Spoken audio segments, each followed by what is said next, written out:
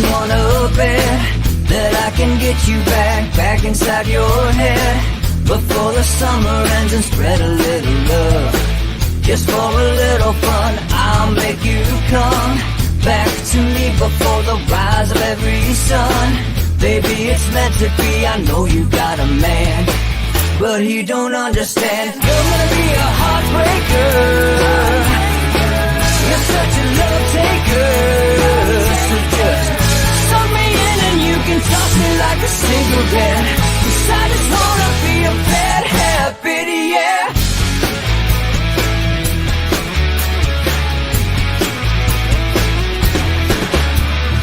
Rhythm in our love, it's impressive, excessive. You can't make this stuff up. My chest beats, it's restless, wakes the neighbors up above. Yeah, baby, come and show me love. Baby, come and show me love, because you're gonna be a heartbreaker, you're such a love taker. So just suck me in and you can toss me like a cigarette, 'cause I just wanna be a bad habit, yeah.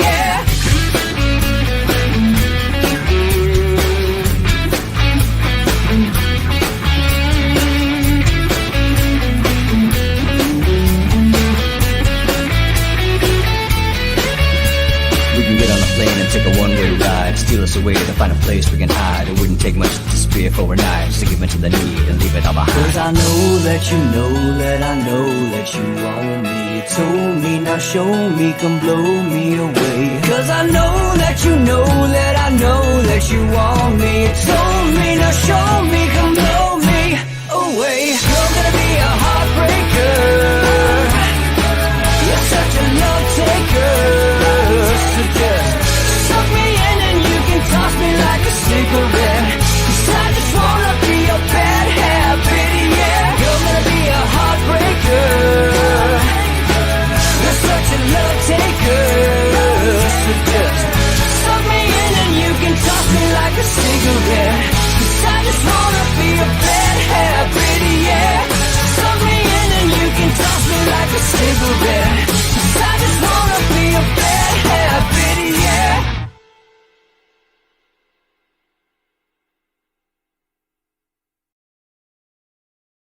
All right, folks, it is Friday. Another day in the deliberations of the jury of Kyle Rittenhouse, the trial of Kyle Rittenhouse. Welcome to Inside the Numbers with the People's Pundit. I'm your host, Rich Barris, People's Pundit. Sign up on Locals, peoplespundit.locals.com. All right, we can do Rittenhouse, we can do the Public Polling Project, and we can take a look at Biden's polling numbers, how that's going to impact in 2022, the House and the Senate. And, we'll definitely go over what we have so far with the Public Polling Project, what it basically is going to come down to. Where that's it. That's really a wrap. We're going to have to go Friday today. So if you, share it one last day, make a hard push. We'll try to get there. I think we're like 2/3 of the way there. We'll try to get one more push throughout the weekend. I'll do it while I'm even in the field. And we'll go from there. But yeah, that's where we're at. And we have to start going today, tonight, through the weekend in order to get done and make sure that we got something before Thanksgiving. Can't do it on Thanksgiving. Can't do it on Thanksgiving weekend. You may think that's good, and it's totally, it's doable. It's just not preferable. All right. So with that in mind, let's start with today, a little bit of a rant. Today, Joe Biden is going to Walter Reed for a routine colonoscopy. It is historic in the sense that Kamala Harris will be the first woman, definitely the first woman of color, but or the first minority. I hate even using these terms. Gender is about as far as I can go, but whatever. She will be the first woman to assume the powers of the presidency while Joe Biden is under anesthetic. All right. Everybody on Twitter is, it's such a historic day. It's so great. Yeah, as a father of a daughter, I don't think it's great at all. I would have been much happier and I would have felt much more pride. Really doesn't matter what party it is. If you even want to call it pride, I just would have recognized it more as like an event that was willing to note if we had a woman who got to where, if we had a woman who was serving as vice president because she got there on the back of her merit instead of just on her back. All right? That's really, look, excuse me if I can't overlook this. I mean, and it really has nothing to do with man versus woman. I mean, anyone who does what she did to get to the station that she's at doesn't deserve to be praised. I wouldn't tell my son to use his to get to where he wants to be, and I sure as hell am not going to tell my daughter to do that. And anyone, oh, you're such a misogynist. You see this right there? Is there any way we can fix that? It's because it's like I can see it. Can you do that for me? Because I'm not as good as you, and you weren't there. So I made that mistake. I eyeballed it. But in any event, let's get back to the situation at hand here. All right. Is there any parent in America? Thank you, love. Is there any parent in America who seriously wants their daughter to emulate Kamala Harris? If you know about Kamala Harris, do you want them to find an older married man who is powerful and use their body instead of their brain? Is there any serious father, mother, whatever in America who can argue with me on that point? So excuse me if I'm not floating on cloud nine, blah, blah, blah, blah, blah. I actually think it's rather tragic. I actually think it's more indicative of us being in the waning days of a republic that something like this is even possible. I have a question. Go ahead, Laura. Why are they celebrating the fact that she is standing in for president? Oh no, I know where this is going. And the man didn't even finish his colonoscopy yet. Well, right. I mean, well, that's the obvious thing that people are like, Joe ain't getting off that table. I mean, God forbid, the loss of any life is horrible. I don't mean that, but I'm saying what they're saying on Twitter. Yes. She is the president. Yes, and because that was always the plan, as you damn well know. What they miscalculated is that Kamala Harris is about the most unpopular damn person who has ever held either one of those offices. But if they looked at the polls prior to the but they didn't believe that. But Laura, that's like how they are. They infer, they push, and this can help me pivot to Mark Richards in the Rittenhouse trial. Whether you are the mainstream media, I don't even want to call them that, the corporate leftist, corrupt, ideologically possessed left-wing media, hat tip Peter at the gaggle. He calls them ideologically possessed, and I call them ideologically corrupt, but same point, right? It called, something that possesses you, like it possesses Chris Cuomo to go again on CNN last night after their legal analysts have been called out multiple times by multiple left and right-wing lawyers for lying, bald-faced lying about this what is essentially a weakened stand your ground statute in Wisconsin, and whether Kyle had a duty to retreat and exhausted that duty to retreat, as opposed to whether he felt his life was imminently in danger. All right, so they are getting blasted all day yesterday by left and right wing attorneys, and Chris Cuomo goes prime time and lies his ass off. So that's what we mean by ideologically possessed. He knows he's a liar. True. Tariq Rashid knows he's lying when he goes on Twitter and continues to perpetuate the lie that Kyle Rittenhouse broke the law by having that weapon. That's a lie. He didn't cross state lines illegally with an assault rifle. That's a lie. There have been nothing but lies in the coverage of this trial. But it's their inability, as it was Mark Richards' inability to do something that caused them to believe the country would accept Kamala Harris, and that Joe Biden could essentially not get off that colonoscopy table, and that would be their dream come true. Because if you remember, when all of the presidential announcements happened for the 2020 Democratic nomination, folks, they wanted Kamala Harris. If it wasn't clear to you, or you were not following the headlines, just take my word for it, they didn't want Joe Biden. They wanted Kamala Harris. They settled for Joe Biden because Bernie was going to win. They robbed Bernie Sanders again. And they did rob him. Using political dirty tricks, which are as old as, as politics itself. But nevertheless, they robbed the man. He was on his way to Super Tuesday to winning until Barack Obama and other powerful people picked up the phone, really Barack Obama, and pushed everybody else out of the race by threat or by promise of a job. Pete Buttigieg, where are you now? That's right. Pete Buttigieg was bought and paid for with the Department of Transportation. All right. Joe Biden was going to lose. He was rejected by every early state primary and caucus goer, primary voter. He was going to lose. They wanted Kamala Harris, who never even made it to Iowa. They truly believed Kamala Harris would be the perfect, logical post-Trump choice. And she represents what they represent, or at least that's what they thought. Their polling blunders, they all stem from the same inability to do something, which I'm going to say and reveal in a second. Mark Richards suffered from this similar problem when Robert and I tried to educate him on the pitfalls of the potential jury he could get that was not favorable to his client. And whether it's political polling or conducting voir dire the way we do, it is all about predicting human behavior.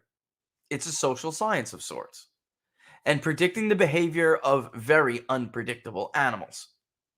And the only way that you can do that, or at least hope to do it, is to have the ability to see the world through the eyes of others that aren't like you.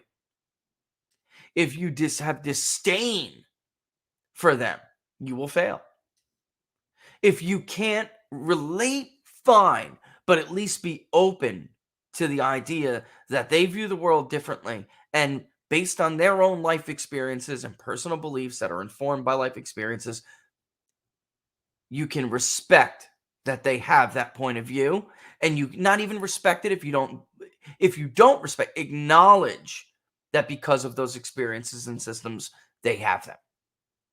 Mark Richards was unable to do that.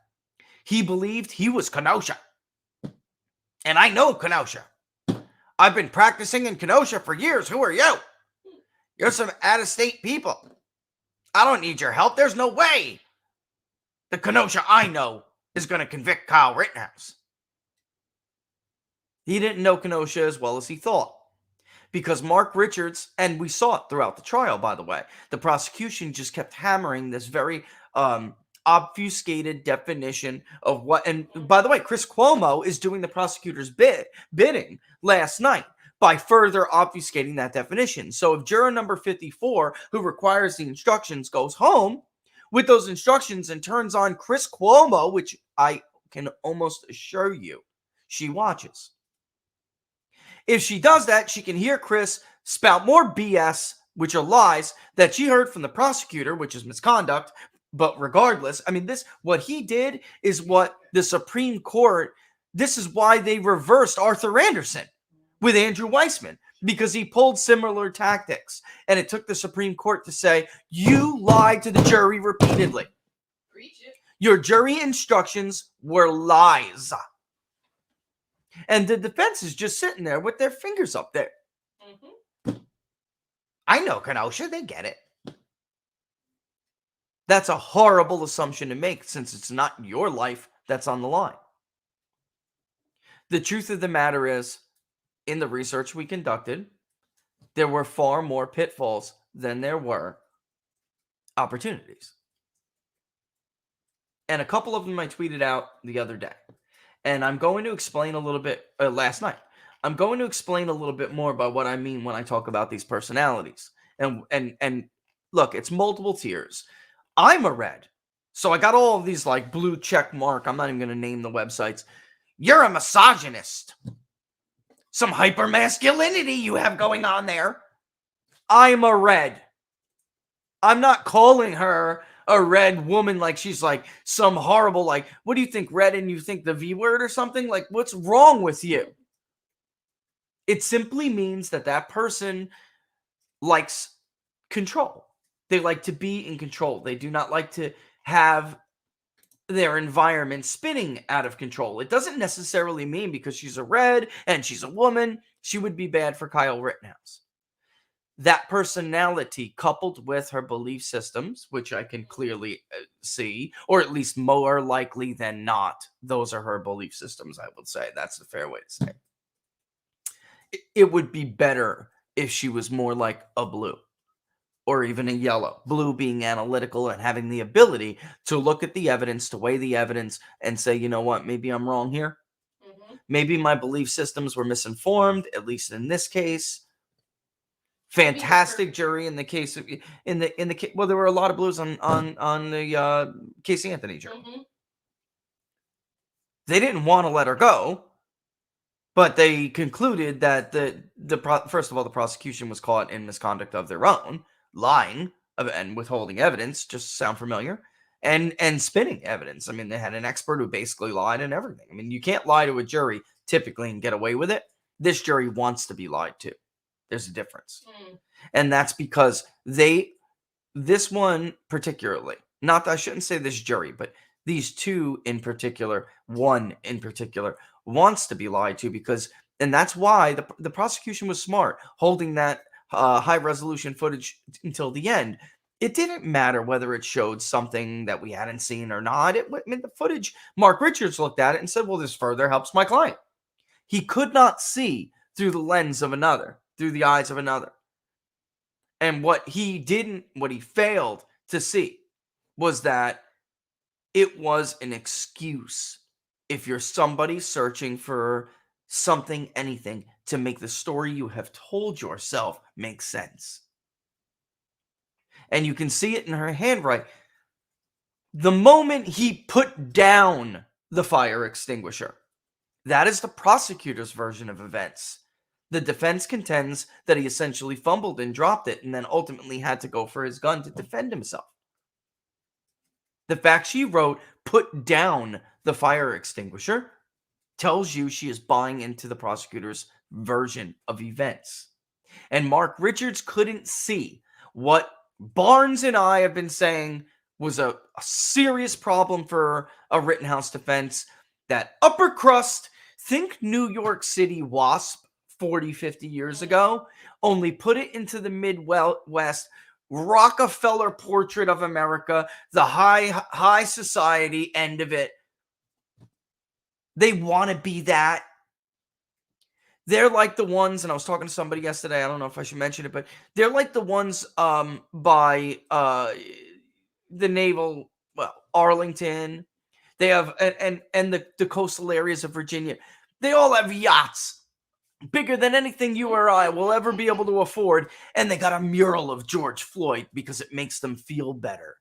None of them have ever stepped into a ghetto or given money to a homeless shelter in one, but they got a mural, so they are super virtuous people. Yes. This woman, or I would say, I'm not attacking him, I'm just telling you, this woman is more likely than not relatable to that class of society.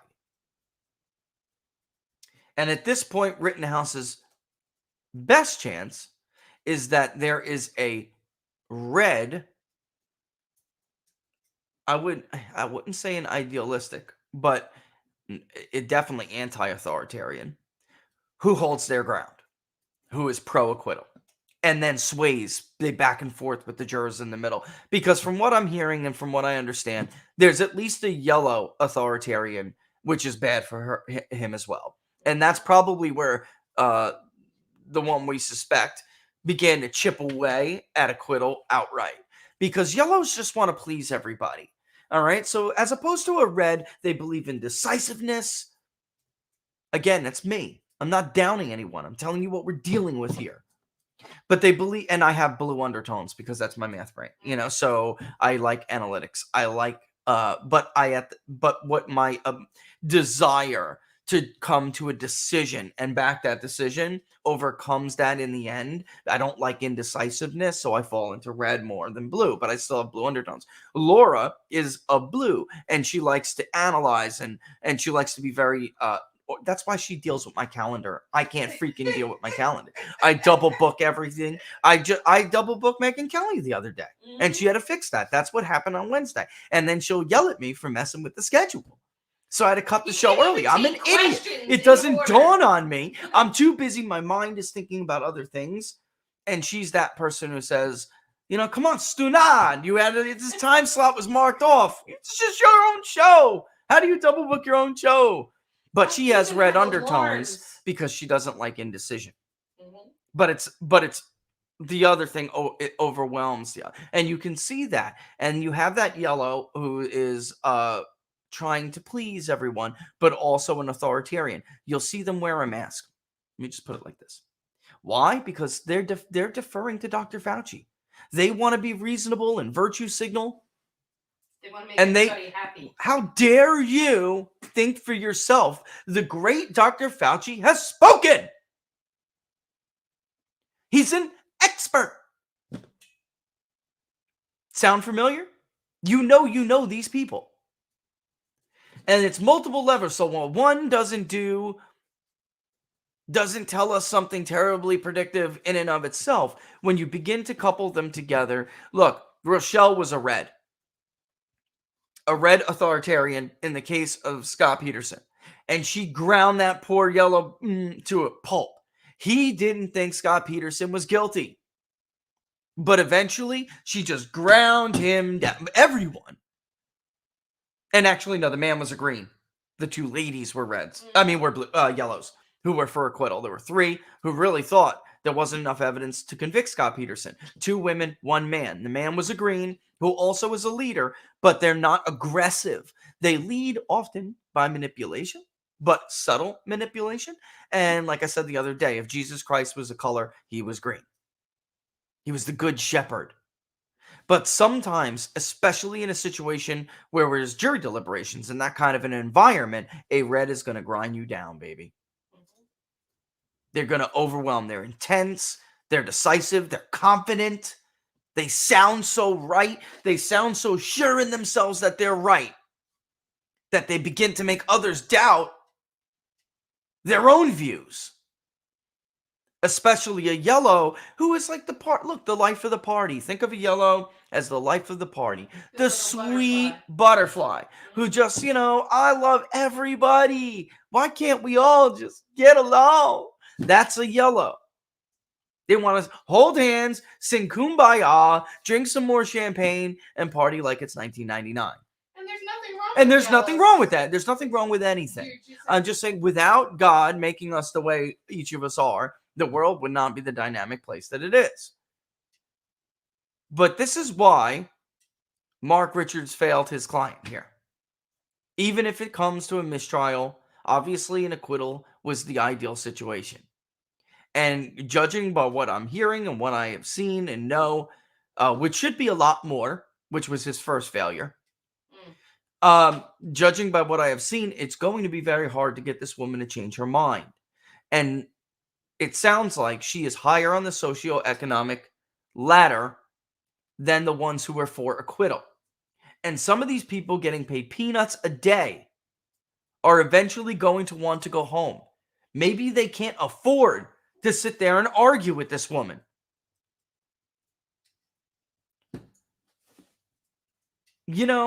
I'm looking at Mikhail's comment in there.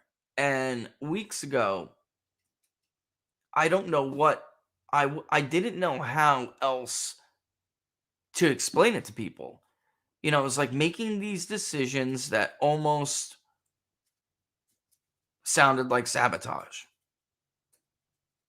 I don't know why you don't take expert-free help. And in fact, the alternate plan was he didn't hammer home. You guys watching Reiki Law, I know a lot of Reiki at Law, whatever. I know a lot of you guys have been following that. Joe from Good Logic, Joe Neerman, made a fantastic point last night when jury deliberation wrapped up. And somebody else backed him. I think it was the guy from Legal Insurrection, and they were talking about it.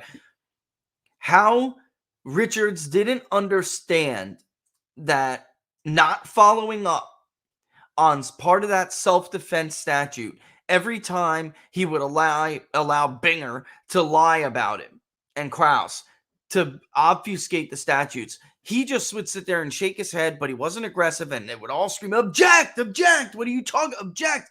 He just thought, I know Kenosha, they know better. And he really just didn't see what the prosecution was doing, which even though he has no case and he's totally corrupt. I mean, I haven't seen a more dishonest prosecutor since John Ashton. And I'm sorry, John, but, withholding evidence during that trial, with the whole damn country, you made us all look like fools in Florida. You made us look like fools. The way that Binger and Krause are making Kenosha look like a bunch of fools right now. Really dirty. Like Baker said, if you're sitting there and just listening to all this prosecutorial misconduct and you're not jumping out of your chair in objection, then that means this happens all the time in this courtroom. It's nothing new to you. You're just used to it, so it just is right over your head. And I get, I get the point of view. We don't have the bird's eye view, blah, blah, blah, blah, blah, blah. He is, in truth, folks, a domestic violence lawyer. One proposal or suggestion or strongly conveyed suggestion was to sit back and let someone else, who I won't name, a rock star self-defense attorney, just take point. Put a woman in there too next to him. You can still sit there. You can be counsel. You want to cross where you feel you can do it, that's fine. But when it came down to the specifics of the self-defense, this guy would have tore into the prosecution's attempt, which I think they did successfully, to obfuscate the statutes on self-defense. If it was done correctly, Chris Cuomo wouldn't even have taken the risk to go up last night on CNN, repeat the same garbage, and make himself look like an idiot.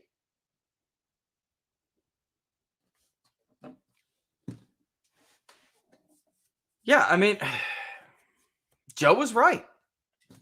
Some of those little things that sometimes happens in the courtroom, you think it's like minutia, and it's so very important.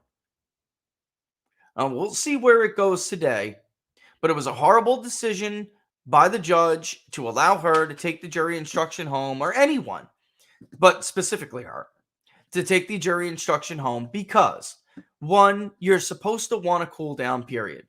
Here they're ending 4 p.m. Central Time, an hour early, which indicates they had enough. They were frustrated and deadlocked, and that they needed some time to cool down and come back, and probably said, you know what, tomorrow we're gonna take tonight, we're gonna calm ourselves, and tomorrow we're gonna vote again and see where we're at.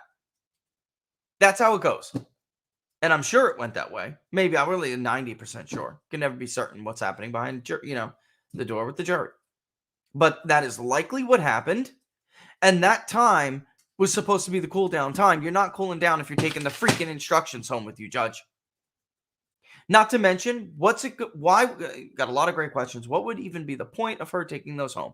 Folks, and if you haven't caught on to the kind of person she is, she's going to be the hypochondriac on WebMD.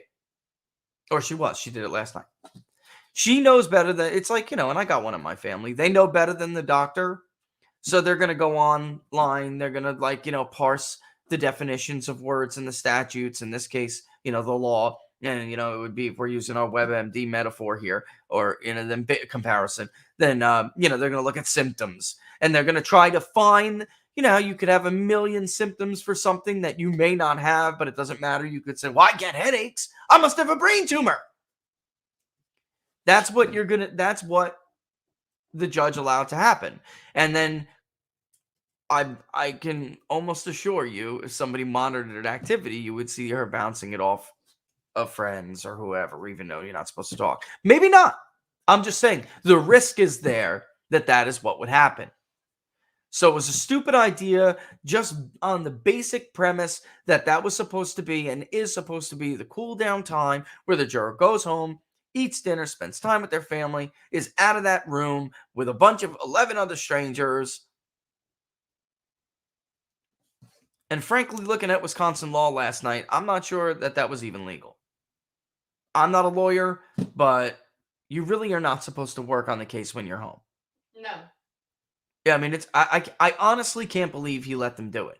But the idea was to bring the instructions home, find little tweaks in the definitions to make the story fit the way she wants it to fit.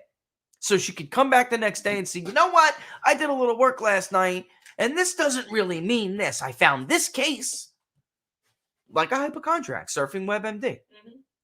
You know what? I found this case where this guy had a brain tumor. He also said he had headaches. That doesn't mean you got a brain. No, it does.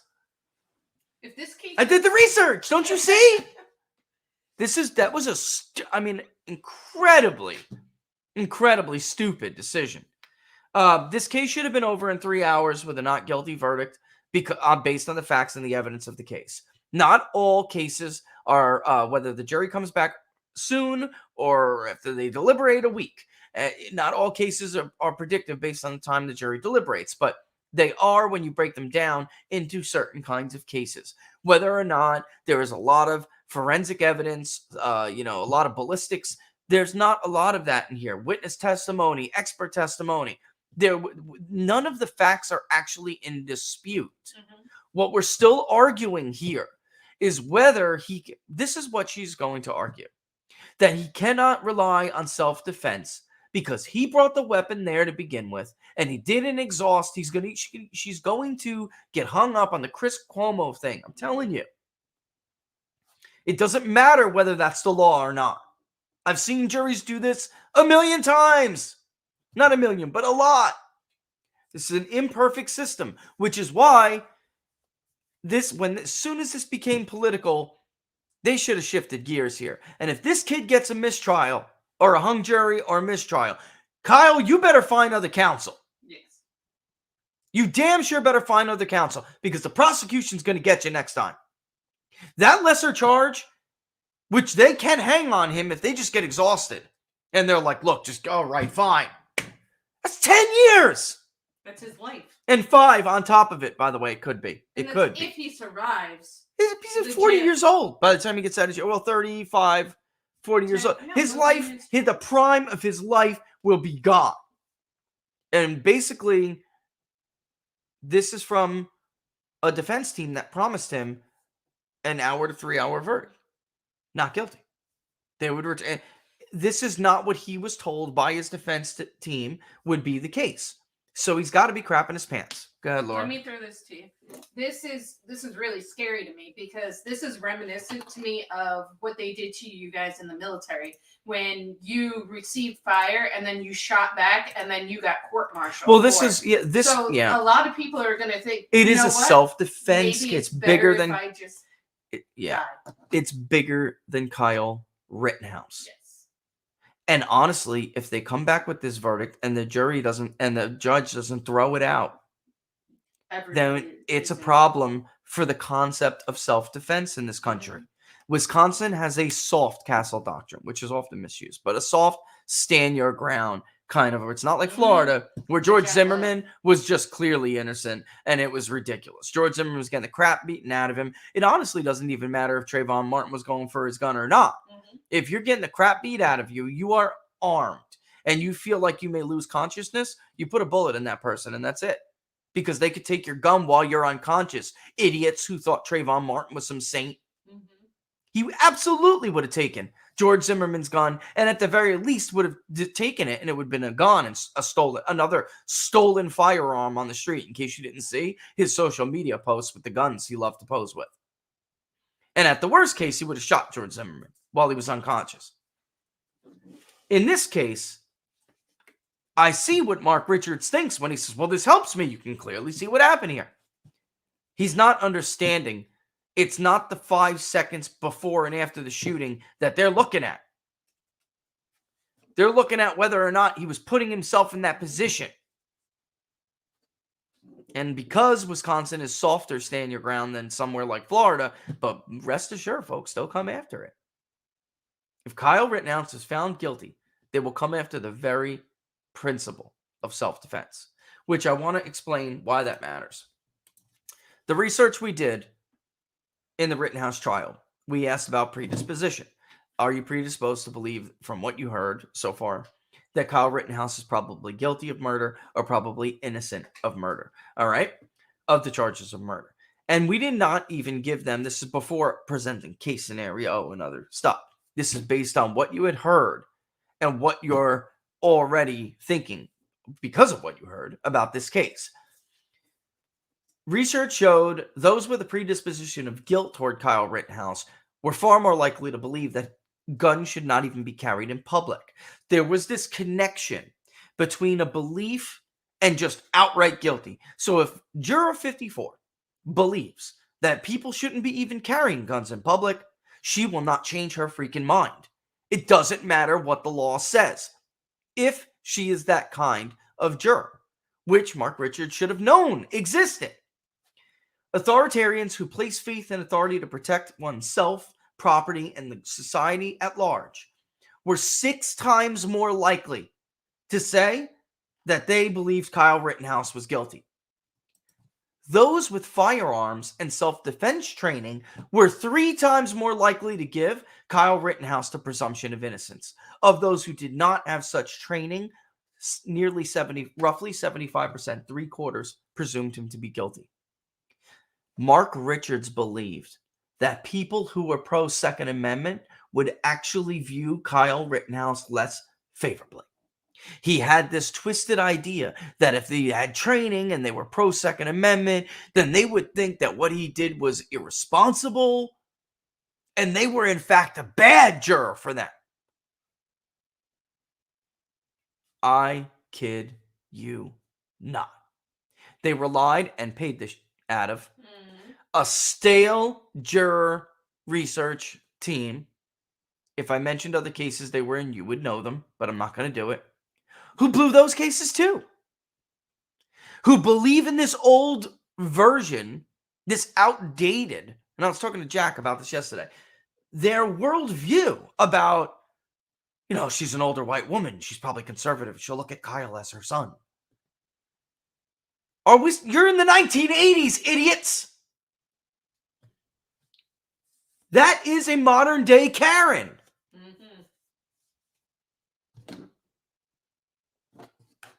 I know, Kenosha. Stick to what you do know, which is the law. When it comes to reading people, you suck. When it comes to predicting human behavior, you suck. The House passed the Build Back Better bill. It will now head to the Senate, where Joe Manchin, Kristen Sinema, and there are actually several other Democrats, but they'll cave. We'll see how it goes. The Build Back Better bill is extremely unpopular. It's extremely I don't care what the media tells you. People don't want the Build Back Better bill. The media is lying about what's in it when they give you those pro numbers. No, they wouldn't do that. I know, it's incredible. And as pollsters, you should be ashamed of yourself for even asking questions like that to people. If they don't know what something is, or they heard some stupid media buzzword, then believe you me, you're corrupting and tainting your survey with bias. You have to give them specific provisions. By the way, CBO, shocker, Build Back Better is not budget neutral. It will cost $376 billion. And from what we are hearing, and we're going to go into the field again this weekend, I can't wait to get an update. People don't want the government to spend any more money.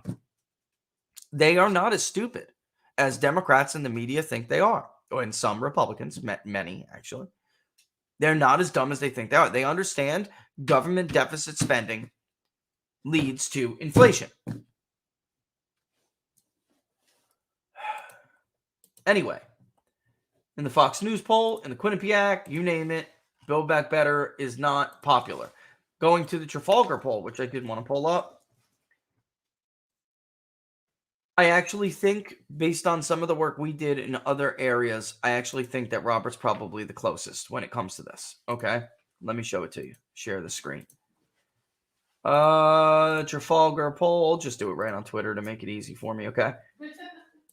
Yeah, it will make it a lot easier if I show you on Twitter. All right, maybe I can do it like this. Yep, makes me small. Nice. All right, Build Back Better. Do you believe President Biden's Build Back Better plan will be helpful or hurtful to America's economic recovery? Very hurtful, 43.5%. Somewhat hurtful, 8.9%. Overall, 52.4% say it will be hurtful, 38.3% say it will be helpful, and 9.3% have no opinion. That is more likely. These polls that you see where they're like 1% who have no opinion, those are definitely, to me, those high interest voters. You're calling on their cell phone, and it's not very representative of the general electorate. By the way, a vendor was watching the show, heard me say that if they had a feature that I would probably not use another vendor because the reporting is just so awesome. The survey software we use for one particular, and by the way, like I said, they have submitted it now. They've done a lot that we have asked for, right, Laura? For jury selection, we show videos, and we needed it started years ago when we wanted to show videos of potential police abuse, and we wanted to see the facial tics of people who are watching. So we would show them the video, and the technology would literally look at their facial tics and log what movements and motions reactions they were having. All right, because shocker, during jury selection, people lie to you to get on juries. No. My God, you're telling me they don't tell the truth? Say it ain't so.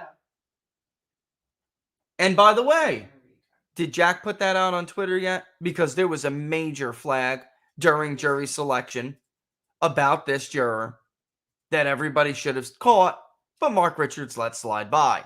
I'm just not sure. I'm not going to scoop Jack. He shared it with me, and if he didn't do it yet, I'm going to just leave it at that because I'm not scooping him. He had it. It's his.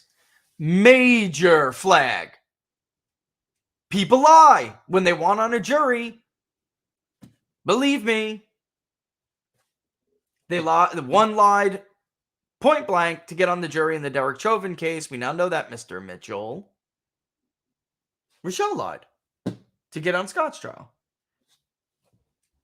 Anyway, I think this is probably the better way to ask the question, but even others like Quinnipiac, who asked whether Build Back Better would be better for them or not. Suffolk University asked that. There are more people who say that Build Back Better will hurt them and hurt the economy than it will help.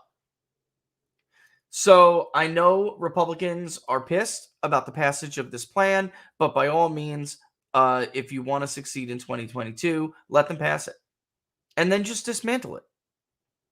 Just dismantle it. Do something when you get power. You never roll back what Democrats do when they get power.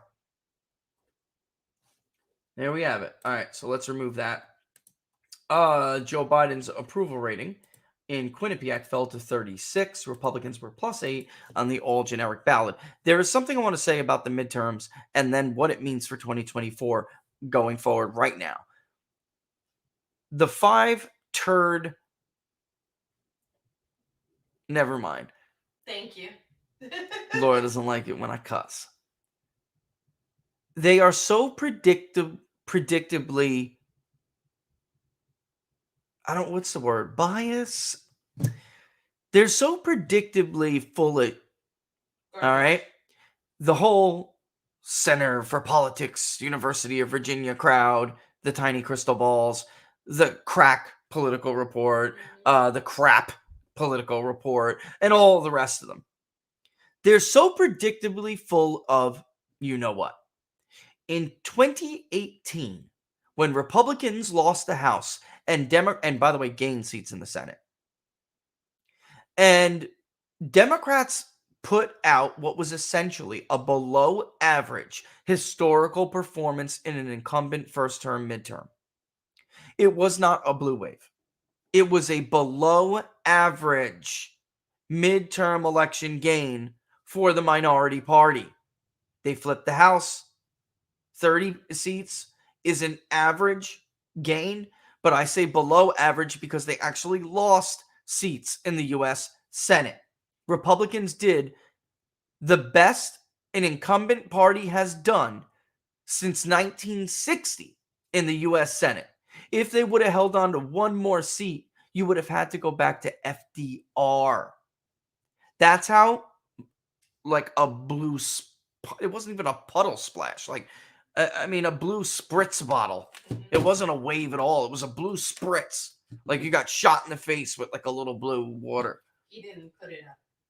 He didn't? So I'll shut up then. I'll leave it because Jack's going to that's his. historically speaking, it was a very weak performance by Democrats in 2018. But that whole crowd, the fake election gurus, that whole crowd said it was such a predictive indicator for 2020. And Donald Trump is going to lose because look at how suburban women keep moving against him. The suburbs, the burbs, the burbs, burbs, the burbs. That was social desirability bias being injected in. It's really the same thing as repeat something enough and you shall manifest it. It was a social pressure campaign on specifically white suburban women. There was no evidence to back that up. There was no empirical data to back that up. And in fact, what the empirical data showed in the era of Trump was that Trump typically did better in the burbs than the polls suggested he would. Republicans did better in the burbs than polls suggested they would. So this idea that some blue spritz bottle in 2018 was going to be terribly predictive of the presidential election was the biggest load of crap they have fed you since Hillary Clinton had a 98% chance of winning the presidency. And it is also true. Now they have reversed their tone. Now they've completely changed the song they've been singing. Now, yes, Democrats are going to get killed in 2022, but that doesn't mean Biden won't be reelected. Barack Obama and Bill Clinton both had terrible midterms, but they were reelected. First of all, you cannot compare Joe Biden to either Barack Obama or Bill Clinton. But yes, it is true that midterms are not terribly predictive. George W. Bush and Republicans in 2002 bucked the national trend. We just had a national terror attack. Democrats were viewed as extremely weak on terrorism, and 4,000 people just died. In the worst attack on the U.S. soil since Pearl Harbor. People did not feel safe. They were scared. It is not a predictive indicator of the succeeding election. Never was. They lied to you. Larry Sabato lied to you. Dave Wasserman lied to you.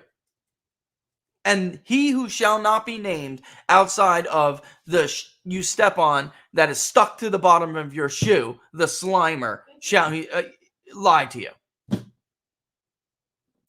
What happened in 2018 told us nothing about what was going to happen in 2020. They just kept saying that because it was part of a Democratic social desirability bias campaign that they put into play in memo, folks, in 2017. And the media, so-called election gurus who are fake smart people, helped them. And it did work to some degree. It did. Because again, you say something over and over and over and over for 4 years, and you manifest it. Mm-hmm. You're speaking it into the universe constantly. Yes. My old philosopher lovers, logos, theos, logos, theos. That's how we operate, man. That's real. That is real. That phenomenon is real. Anyway, but now they're back to being responsible pollsters, and those fake gurus are back to being responsible gurus. Yeah, they're so full of crap. If you believe anything you read on the New York Times, web forecasters, you read, and even their hard news, if you believe anything you read from those tiny crystal balls, you're stupid. At this point, you want to be lied to. Mm-hmm. You want to be lied to. That's where we are. Incredible admission by a former New York Times staffer, speaking of Kenosha, who said she submitted a story about how the burning of Kenosha, among other places, during the Summer of Love. She said the New York Times media and other media types, but the editors and the higher ups viewed them to be, quote, righteous riots. And she went looking for the story, and what she found was that they weren't at all righteous riots, something being taken out on the rich white man, the privileged. No. These were hurting underinsured, minority-owned, small business owners, and they would do catastrophic damage to those neighborhoods. Long-term economic damage. She submitted the story, and the New York Times flatly told her later that they killed the story. They ran it after the election. They killed the story in the summer, during the summer of love. Why, folks? Why would they run it after? Why would they hold that story until after Joe Biden was elected? It's important to put this into context. Donald Trump was surging in the summer during the riots against Joe Biden. Coronavirus started to fall behind crime and safety. And as that happened, the numbers tightened. They killed those stories to kill his surge against Biden. And the New York Times wasn't the only one who engaged in this, obviously. We saw them all do it, to include Fox News. So before you go believing anything these idiots said, I just gave you two very real, very disturbing examples of how they intentionally, conscientiously deceived you. These are not straight shooters. These are scumbags who will put a young man in jail to serve their ideology. They will rip an officer acting in self-defense from the arms of his family and throw him into jail over a lie that an 18-year-old punk put his hands in the air and said, "Don't shoot." Yeah, right. They don't give a damn.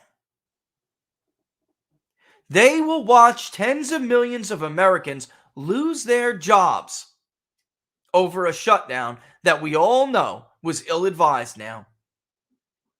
Thank you, Dr. Fauci. It was economically inconvenient. They'll do all that to win an election, and guess what? They won't give a damn. Stunning numbers in the Quinnipiac poll on Biden's approval. If you are white with a college degree, you actually still slightly approve by 1 point the job Joe Biden is doing on the economy. Look at the disapproval among those who don't have a college degree. Look at the disapproval among Hispanics. By the way, Republicans, you should be doing this right now. Hispanics are getting ready to run to you in droves. Are your arms up? They don't like what they see at all. The numbers are in. For those who want to believe the fake exit polls, Steve Cortez did a fantastic analysis on South Texas, citing specifically two counties, which you may recognize if you listen to his analysis, because Robert and I beat them like damn drums. Zapata County, named after a Mexican revolutionary. The most, next to it to the west, the most Hispanic county in the country. In the country! Donald Trump got killed there, 60 points against Hillary Clinton in 2016. He damn near won it in 2020. 55-point swing. Should be sitting here like this right now. They outnumber the Karens. You want to hear a dirty little secret? Forget about the population gains in the metro areas. The working Hispanic population is the future of population growth in this country. The political white class, highly educated class, in the mid to long term will shrink. They don't have kids at the rate that the working class Hispanics and even working class whites have kids. They abort at higher rates and they procreate at lower rates. And there is no influx to replenish their numbers. There is no mass migration from London, which is what they would need. I'm serious, something like that. A mass migration from London or Paris. Western European countries that share their elitism worldview. That's not happening. It's not going to happen. Trump did win Zapata County. I'm talking about the neighboring county. You're right. Just to make that clear, if I wasn't making sense, he did. Donald Trump did carry Zapata County, yes. You know what? We got a couple of minutes here. I'll show it to you. Steve did it great. He did it better than me. I'm gonna play Steve's thing. That's what I'll do. That's Biden's economic inequality. Oh, I didn't see that one. That's the Newsmax one. No, I was looking for. He had like a YouTube video that he did. You know what? I'll play it on Newsmax. You guys gonna flag me if I do Newsmax? Steve, you guys gonna flag? You gonna flag me if I run your YouTube video? Let me just see, make sure if I can't find it one real quick time, because I'd rather play his YouTube so I don't get a strike. yeah, like yeah, you know. Wow, this goes all the way back to the 17th. Oh, there it is. Found it. Wait, let me pause it. He's right, by the way. And by the way, Steve, thanks for using the People's Pundit Daily maps. Yeah. We saw that the other day. I got started getting a call like, yo, you know, your maps are on Newsmax right now? And I was like, no, I didn't, but I'll go look. And sure enough, they were. Thank you for that, Steve. Appreciate it. And I could certainly give you guys access to that if anyone's listening, where you don't have to, you know, put it up like a site. You guys can make some pretty cool graphics if you want. Just let me know. All right, here we go. Let's add Steve to this and listen to him. All right. And actually, the audio should be enough.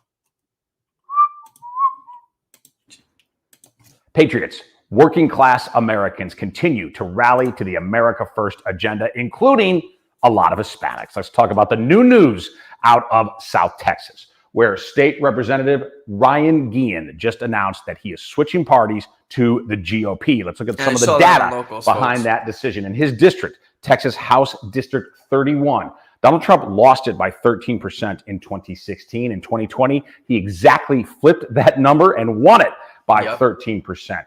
Guillen is from Starr County, Texas. It's the most Hispanic county in all of America. It's on the U.S.-Mexico border. There it is. Trump was trounced there in 2016 by 60 percentage points. There it is. He rallied all the way in 2020 to nearly win Starr County, lost it by only 5%. Now, these trends, they're going to continue and accelerate into 22 and 24. And let me give you two reasons why. They're both I's: immigration and inflation. On immigration, Hispanics, contrary to media myth and narrative, Hispanics are not soft on the border, particularly those that live on or near the U.S. border. The second is inflation. Inflation is a problem for all Americans, but particularly for blue-collar, working-class Americans. Many Hispanics, of course, fit that description. Bad hombres belong in America First. Bad hombres belong in America First. At Cortez Steve on Twitter. He's also on Getter. I believe it's at Steve Cortez on Getter. A little different, but he's absolutely right. And I don't think you mentioned Zapata in there, but Zapata was another incredible flip. Again, named after a Mexican left-wing revolutionary. You would actually think that Texas, you know, we heard for many years that Texas was getting, you know, was going to turn blue because of the Hispanic population. And in 2020 and 2018, Ted Cruz actually almost lost to Beto O'Rourke when he was viewed as a conservative candidate. By the way, Beto O'Rourke has zero chance of winning the gubernatorial election. All right. Well, now the cat's out of the bag. You're damn right. I'm coming for your guns. Election is over. It's Texas. All right. So in any event, before the media constructed personality of Beto O'Rourke fell apart,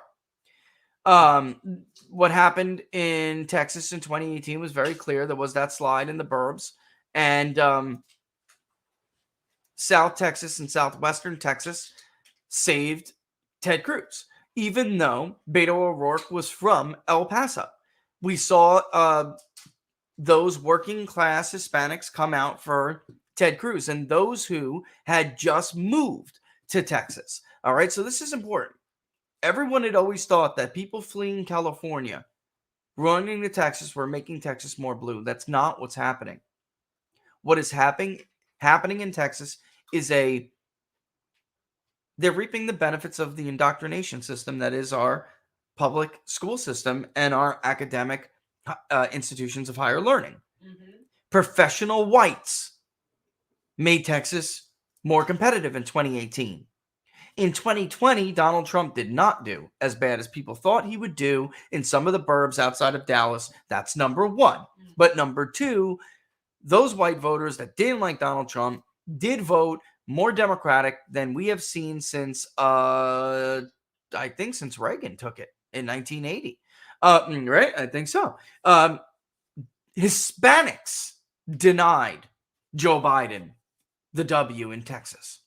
Not Anglos, what they refer to as Anglo voters, which are white voters, which typically went 66-33 for Republicans, upwards of even 70-30 sometimes, while Hispanics went by roughly the same margins for Democrats. That's changing now. Now we're getting down to like 55-45, 60-40. In tight elections, it was 55-45. But like 60-40, 62. And then what's happening is Republicans are winning that South Texas vote that used to be blue. Look at the map on prior elections. Even 2016. Go look at the blue around the border counties. Up until west of El Paso, where Beto O'Rourke is from. That's the Democrat stronghold. And you had a dot for Dallas. Then Houston, of course, that area. And that's it. The rest of the map is red. This time, you saw the bluer dots in the metros expand a little bit, but the blue in South and West Texas evaporated because of what Steve was talking about. So I always say this, and I gotta just get perfect example is Texas. Demographics are not destiny. They're not. I understand the fear Ann Coulter and others are coming from. I understand that, and I get it. But they are not destiny, and Texas shows you they are not destiny. That is not how political coalitions work. The minute you turn off one group of another voter, you'll turn on another. The goal is to be a net gain from that. It's a very simple equation. You turn off those yuppie elites in Dallas, where you just turned on a whole hell of a lot of working Mexicans and other Hispanic descendants in the Rio Grande Valley.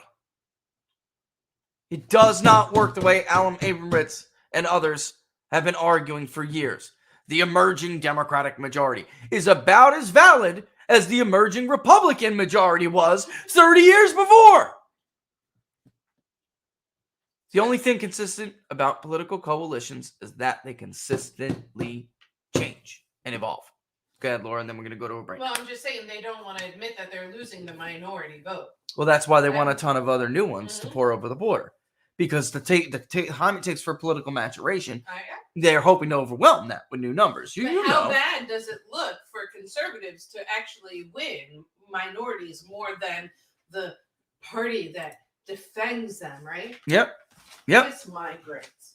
Yep. And all right, look, we'll be back. We're gonna take a real quick break. We'll be back. We'll go over a little bit of the questionnaire, public polling project. Then we'll talk about with my good friend Don Smith, answer some questions. We'll close out the hour. All right, before I get started, working on the public polling project, which is going into the field this weekend. Let me just grab the link before I go, and I'll throw it in there. Share it far and wide. If you have contributed for it, we very much appreciate you. If you have shared it, we very much appreciate you. But consider supporting it because we are behind. We are underfunded. Consider supporting the public polling project. If you share it far and wide, we love you for it. All right. There we go. All right. So before we go to a break, though, of course, if you like this video you're watching on YouTube, give it a thumbs up. Subscribe to the channel, hit the notification bell, and that will let you know when we're going to go live. If you're watching on Rumble, give us that little plus Rumble. And that is also subscribe, and that will notify you. You can still follow me on Twitter at peoples_pundit.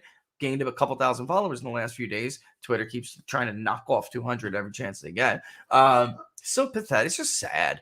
Censorship is annoying. Weak. It's weak. It's a sign of weakness. You're a weak-minded person. You're weak. You're afraid of ideas. You're cowards. You're weak. You're like little underdeveloped. Yeah. Yeah, like your bones are brittle, can't get out of the chair. You're gonna get so someone's gonna have to play you like Samuel L. Jackson or something. Anyway, and Getter, which I'm doing a lot more with. Laura yells at me for not doing, but that's just _@ People's Pundit, and of course, join the data revolution at peoplespundit.locals.com. We'll be back in 2 minutes.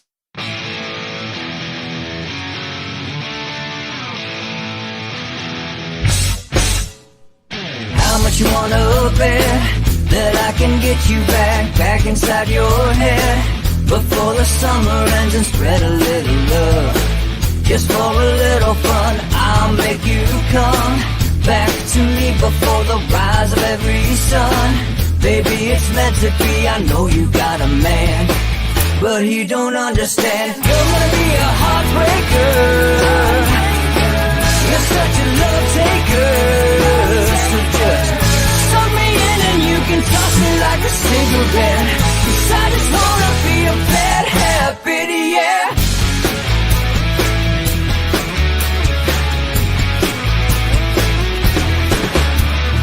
Rhythm in our love, it's impressive, excessive. You can't make this stuff up. My chest beats, it's restless, wakes the neighbors up above. Yeah, baby, come and show me love. Baby, come and show me love, because you're gonna be a heartbreaker, you're such a love taker. So just suck me in and you can toss me like a cigarette, 'cause I just wanna be a bad habit, yeah.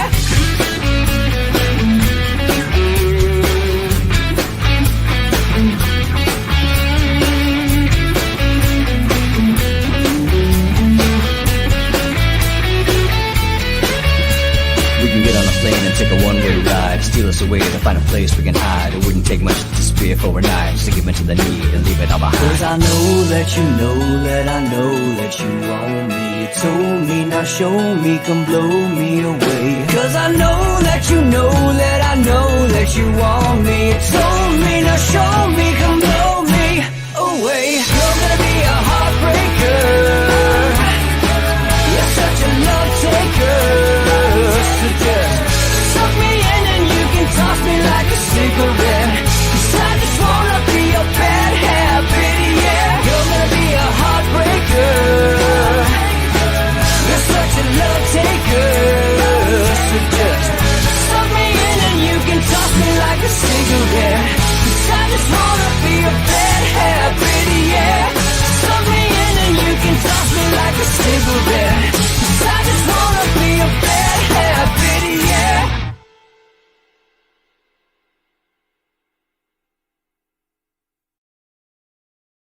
About that, folks. I messed up on something. Give me 1 second. We're back to Inside the Numbers with the People's Pundit. I am your host, looking at my phone, the People's Pundit. I'm almost done. There it is. I need to get the link to it. Somebody has the link. And I also wanted to pop it to Barnes, see if he can't help us get a little bit of a boost here, seeing as how we are underfunded here. Boom. A boom. All right. Yeah, there we go. All right. So can you boom?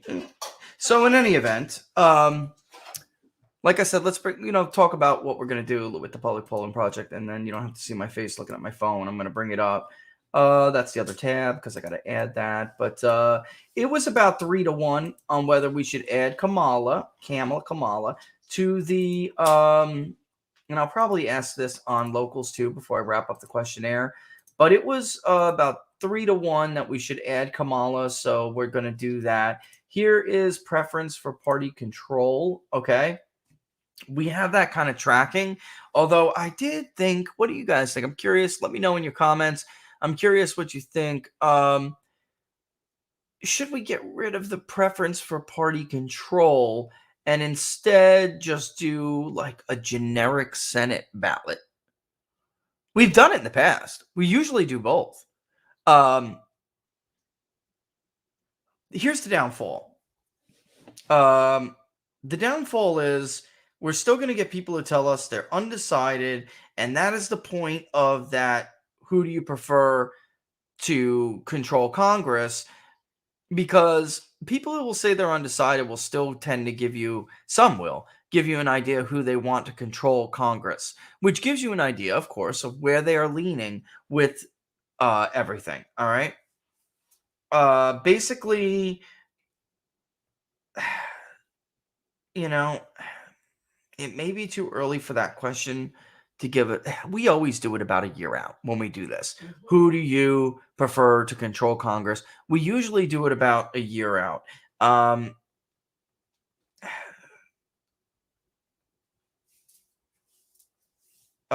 there it is. I don't know. Let me hear your comments and questions. Your thoughts on it. I like the idea of doing a generic Senate ballot. I really do, and then we can kind of apply it to certain states later on. You looking in locals too, Laura? I'm curious. What do you guys think in locals? What do you guys think? Should we replace the control of Congress question that's right here, preference for control of Congress, with, a simple, whoops, that was the setting for the page, with a simple, which one do you prefer? Think about that for a second while I bring up what we're doing with most important issues, okay? Where are you? Where are you? Favorability, generic ballot. This is the right survey, right? Yeah, it is. Why aren't I seeing? Oh, it's after. Oh, yeah, of course. Duh, Rich. The ballot questions come first. All right, so this is what we got. The economy and jobs, public education, critical race theory, coronavirus, vaccinations, mandates, crime, policing, safety, healthcare, cost of living, taxes, inflation, environment, climate change, gun rights, Second Amendment, abortion, other, and we will do write-in specific so we could do a word cloud like we could with Virginia, which we didn't publish, but we had a word cloud with Virginia, which showed that abortion, by the way, was the most cited other question and most cited other choice, which is why I added abortion to top voting issues when I normally do not. I was very interested that that was the case. And when we looked whether it was more favorable or more more anti-abortion or more pro-abortion, it was more anti-abortion. And among those who chose abortion, Youngkin led among that group of voters. Now, that the exit poll showed he did, I think, carry them by I think it was something like 10, and we had him up by 6.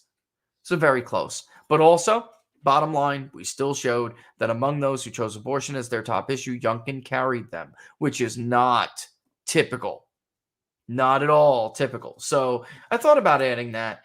What happens when they choose something like, where's that? Where is it? Cost of living, taxes, and inflation. By the way, these will rotate at random with the exception of abortion. Okay, it's very important. If you go to layout, okay, randomize options. That is important. We do not have issues in any set order. All right. And if we go to, oops, I should have canceled that. I could just go to other and we edit other. We put it in a fixed position with piping and randomization, meaning everything but other will randomize. So if you take it, for instance, you may see the economy and jobs as number 1. If somebody else takes it across the country, the environment and climate change may be at the top side. They will randomize. We will then ask to rank them, which I haven't put in yet, but I'm going to.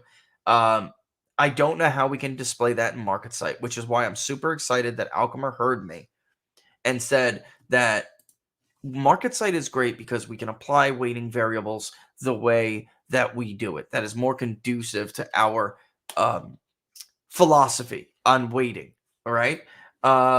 They are going to try to do that. And I'll tell you right now, Alchemer, if you're still listening, I'm already on the highest tier. If you make a whole new tier for that, I'm still going to get it. And I think others would get it too. So if you develop that, I'm in. All right. Most important voting issue follow-up for cost of living. We then ask people whether it's housing prices, rising inflation, gas prices, state and local taxes, healthcare costs. I was going to specifically put in groceries like we did with what's the word I'm looking for? California, the recall. I may remove inflation and put groceries. Maybe I could give a general inflation, but inflation is gas, is groceries, you could say inflation and do the drop down. Yeah, I could do cost of living. We could word this differently. Housing prices, cost of living, gas prices, grocery prices, consumer goods, state and local taxes, healthcare costs, and et cetera, right? Which is probably what I'm going to do. And you guys will see the final. Order of which importance it is. That's right. Yeah. Yeah. And that's a really good idea. That's why I wish, again, if we could just do the variables in here, it would be so much prettier, because rank distribution displays gorgeously in Alchemar. It does not display well in MarketSite at all. I could go into high charts and do it. I just don't know how yet. I'll study it over the weekend while the survey's in the field, because I really want to show it. It's cool. And we'll be doing the Registered Voter Economic Confidence Index. Very interested in that. People generally are going to be negative if any other survey that we have seen this week is any indication, including Rasmussen. They're at a new low with the job market, and they've been tracking that for years. So very interesting stuff. Okay, so again, what locals, you will see the final product, of course, before we put it out there and start running tonight. But very, very in-depth survey. We ask about, I should have maybe shown about the vaccinations. We are asking again about mandates as requested, the employer mandate, mandates for children in public schools. We're asking about that. That was deeply unpopular last time we did bring that question to the forefront. It should be a great survey filled with juicy nuggets. Also, we did include the adverse effects. All right. And also we added booster, only this time last time we didn't have the I got the booster already because it wasn't available. Now the booster is available, so we'll be able to track that now on a chart as well. We have been working with making People's Pundit Daily more of a public site. When it was first introduced, guys, it was a client-based site. It was built for a client portal, and it was cool looking, but it was built for a client portal and not for public consumption. Now that we're doing all this, we're going to be getting a lot of public consumption stuff on Big Data Pulse. So we're doing a little revamp. What do you guys think about those interactives? Check it out. If you go to bigdatapole.com, we got a lot of money into this puppy, and it's going to look really cool. It'll be awesome for you guys to interact and play with. If you interact with it with your mouse, look, you guys see the connected tissue? All right, because we're all connected. I'm such a chart nerd.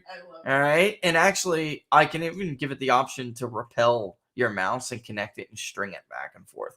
But I wanted it to do this because a lot of things that I do, folks, is symbolic. I believe in symbols. All right, I am a guy of symbols. I belong to people of symbols. All right, I'm gonna leave it there. But you put your mouse in here, and it's like you can just see how we connect with each other. We're not influencing it. And that was kind of symbolic, that we are a pollster that does not influence all of the parts and pieces. We're simply peeking in to see what everybody is doing. All right? Cutting through the noise, as it says. Combining big data with machine learning technology. Cut through the noise and listen to the voices who matter most to you. The new gold standard in survey research. Whether that I stepped in Slimer and now I can't get it off the bottom of my shoe says otherwise you or might not. have to freeze it and All then right. scrape it off with a chisel. Let's answer some questions. Well, isn't that what I'm doing now? Yeah. He's Scraping so it off with a pissed chisel. that we're moving predicted markets. He gets so mad now. He thought that it was just not going to matter. And now we do influence him, and that's his racket. His racket is moving those markets and making people money. It's the only reason why, multi-million-dollar loss is accepted every year. Mm-hmm. Narrative, and because people on the side make money. All right, I'm going to bring in my good. How many Excel files are on my computer? Vanessa, don't even ask. Honestly, at any given time, I just clicked up. There's like 12 dealing with projects that I'm working on right now, and the arrow's over it, right? Oh, here's some spreadsheets, though. They're characterized differently. There's 4 more. And they do all get uploaded in the market site, and they host my data sets, which is, why I still do love market site, because I could make these 250,000 to 500,000 size data sets. Just huge, All right. Here we go. Let's bring in my good friend, ladies and gentlemen, the one, Smith. Dun, dun, dun. By the way, Don, that little interactive connective tissue that's on Big Data Poll right now, that's going to be behind us on the show. Nice. Nice, right? Impressive. I'm telling you, man. I'm telling you, it's worth it. We've been blessed, So, Big Data Poll was built for a client portal. You've seen it before. Yeah. And it's for you to sign in and see your projects and follow and track what we're doing. It's not for public consumption, or at least hasn't been in the past. And now with all of the stuff I got, like the Registered Voter Economic Confidence Index, and it was built to do it. Like there's a section that's just not active right now. It's a portfolio kind of like section. Mm-hmm. All of the things we've ever done could be in this interactive area where they could go in and play with it. It's not there. So now it's time to do it. Since where are they going to go? The blog, if we release a press release or something, the blog has it. But that's it, man. That's not enough. We have Biden's approval rating. We got to put up the election 2020 public polling project in there so people can go back and see our track record. Just a ton of stuff, man. Yep. It's just a ton, and it's time. It's time to shift gears a little bit. People's Pundit Daily is going to be something different. It's going to be a different animal. So we're going to make Big Data Poll be it. You know what I mean? It's exciting. I still want to know, though, how many Excel spreadsheets? A million? Currently active right now, 12. Oh, okay. Yeah, that's not bad because they get uploaded to data to MarketSite. So I download them if I need them, or I upload them to store and download them if I need them. I can't even tell you if you're asking me how many are in Market. I don't know. They're all broken down into data sets and folders, and then individual data sets and individual folders. I don't know. And the tiers are like so much. Even the public polling project has like 4 tiers.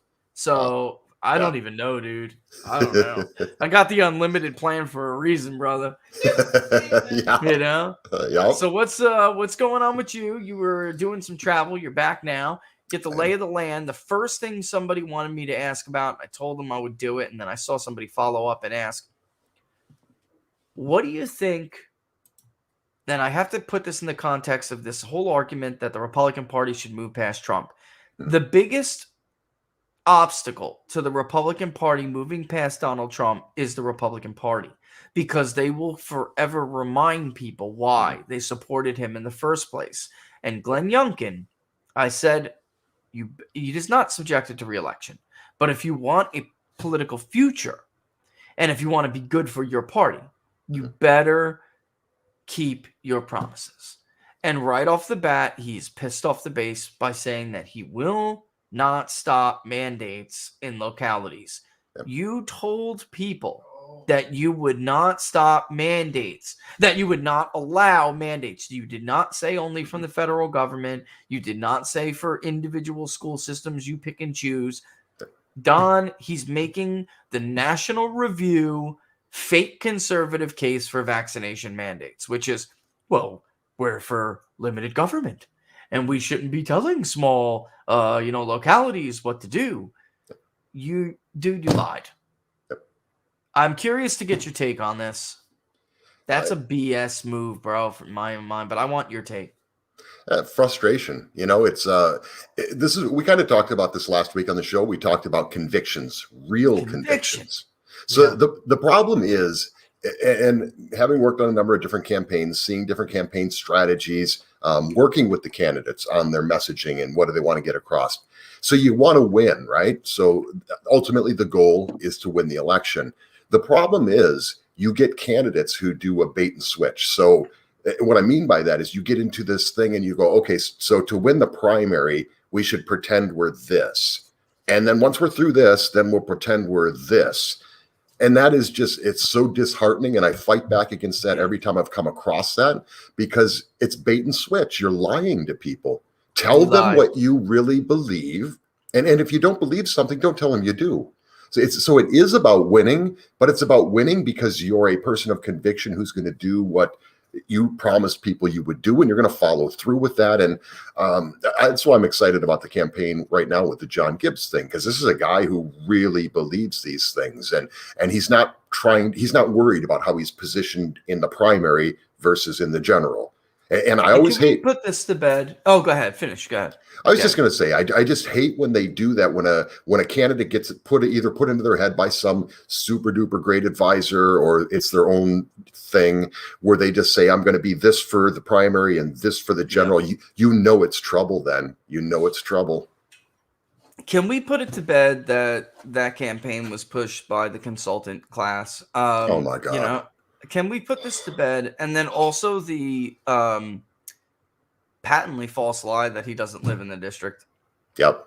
Yeah, I just had somebody from their campaign doxing us, sent it to me personally, doxing the candidate because he owns a home in Lansing. Yes, he owns a home in Lansing. His mother lives there. He's taking care of his mother. Wow, that's what a horrible person he is, which is, by the way, not that far outside the district. But the point is, he lives in the district. He was not pushed by the consultant class. I even saw something where Peter Meyer has brought this guy in to split the vote and all these kind of things. Folks, this guy is for real. He lives in the district. Yes, he owns a house in somewhere outside of the district in Michigan. I don't think that's illegal. And I think it's actually kind of, I think it's a positive. Here's a guy who bought a house so that his mom would have a place to live. She's an elderly woman. He was off in Washington, D.C., working at HUD for 4 years. So they're trying to make a deal out of him living in Washington, D.C. So I guess he was supposed to commute every morning from the 3rd Congressional District in Michigan to, I mean, this is what happens when you have nothing else, right? You go personal. You make it carpetbagger is the big term they're throwing. He's a carpetbagger. And this is coming from Republicans. This is coming from an America First campaign that happens to be running against us. But it's that thing that we see on the left so often. Well, we've seen it on both sides where there's this entitlement, right? Where like, this is mine. I mean, it's like, that's how we ended up with John McCain and Mitt Romney, because they were entitled to that run. They were entitled to be the nominee. Donald Trump broke that and asked Jeb Bush about that because he was the entitled guy in 2016, and Donald Trump came in and just blew that up. So it's that entitlement thing. It's an angry thing. It's and you know about the phone conversation I had with this campaign with the actual candidate, who I also found out had called the candidate as well, and my candidate, and had the exact same conversation. So you should tell people. You should, Don. I put it on locals and gave people, sneak peek. Mm-hmm. But you're the one who was on the phone with him. Oh my! This was not the rantings of a sound person. And if you can't, I'll let you tell about it, and then I'll tell. I'll give my 411 after. And let me preface it with this. People wonder why Republicans lose elections, like elections that they shouldn't lose, right? You look at this election and you say, well, the Republicans should win. The good candidate should win. The reason why is this. So I get on the phone with the other candidate, and it was just insane. It was insane. This is a person that I had worked with previously, did a little bit of PR work for him last time he ran. Seemed like a good guy, a little abrasive and things like that. But we all have personality things, I guess. I have my things too. So get on the phone with him, and first thing that's said to me is, "Hey, I like you. I know this is just your job."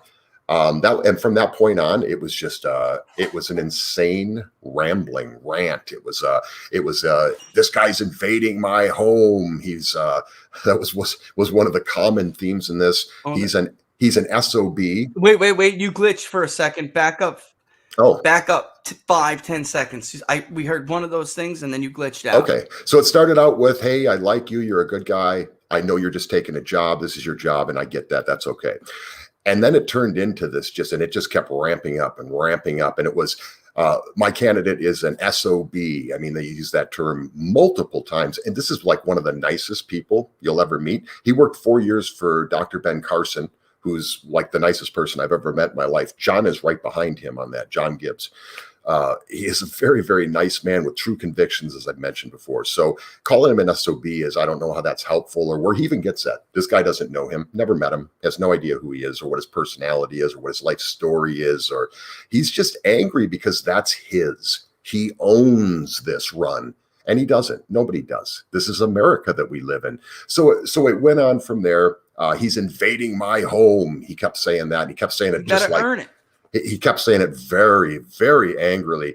He made the comment that he was forced to refinance his home to continue the race because of John Gibbs.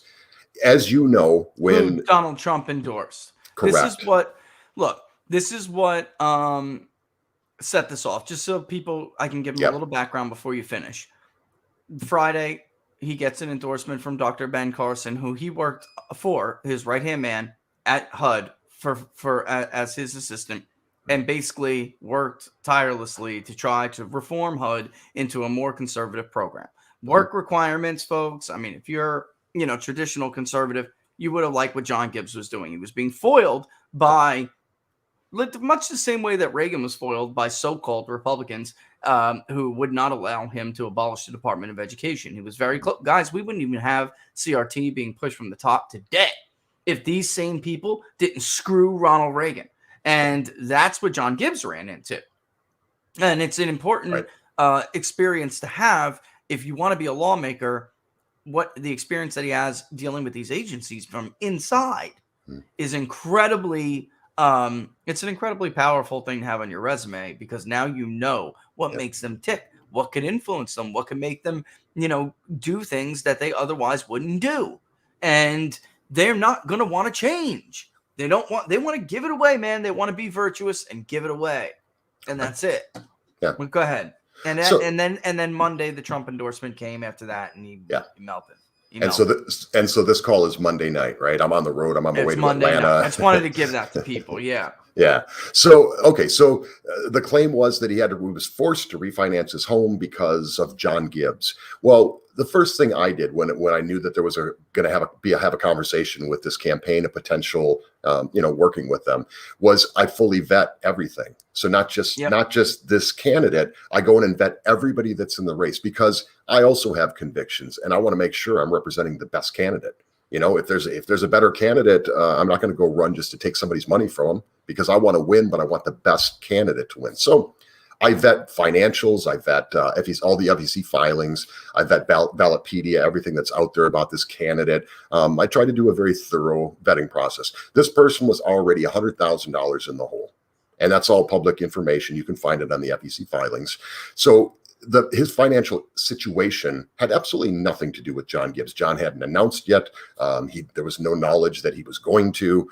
So that was just a flat out lie, just like the lie that he doesn't live in the district and all these other things. So he had his own issues already. But let me tell this, because this was the most important part of the conversation. So it just went crazier and crazier from there. I mean, it was all about this person being born in the district, and which is great. That's fantastic, but that's not a requirement that you were born and lived your entire life inside that district. That's not a requirement. The last comment before he hung up on me was, at this point, there's no By words. the way, let me just say, Don, if that is, then don't vote for Devin Nunes this year, guys. You don't like Devin Nunes now either. A whole bunch of people. He's not going to be representing his district. He's not going to be anywhere near the district. They tried to write him out. He's going to run somewhere else. Correct. I mean, he didn't live there his whole life. I mean, come on. It's insane. So at this point, I'm not even in the conversation. I'm just listening to this madman rant. And the last thing he said before he hung up the phone, and I think this is important for voters to know, but for everybody to know, and it explains why we lose elections. It's all said in this. The last thing that he says is, I will help reelect Peter Meyer, the rhino. I will help reelect Peter Meyer before I let this SOB take this seat. And he hangs up on me. Repeatedly used that phrase, this son of a... Yep. Repeatedly.